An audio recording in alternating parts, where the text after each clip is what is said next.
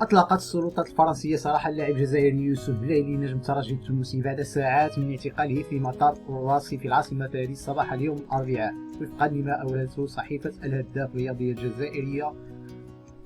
بعد تدخل كل من الاتحادية الجزائرية لكرة القدم والسفارة الجزائرية بفرنسا. وحسب بعض المصادر فإن يوسف بلايلي دخل في اشتباك حاد ومناوشة مع بعض المضيفين في الطائرة التي كانت تقل المسافرين من نيويورك إلى باريس، ورفض الإدلاء بهويته، في حين قالت بعض التقارير أن الحادثة سببها رفضه ربط حزام الأمان في الطائرة، مما تسبب في توتر الوضع بعد ذلك وتحول المشادة الكلامية إلى شجار قوي.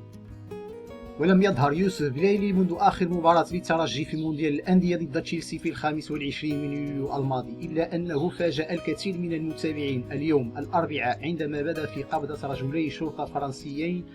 مقيد اليدين وحافي القدمين، فيما كان يحاول الشرطيان اقتياده بالقوة للتحقيق معه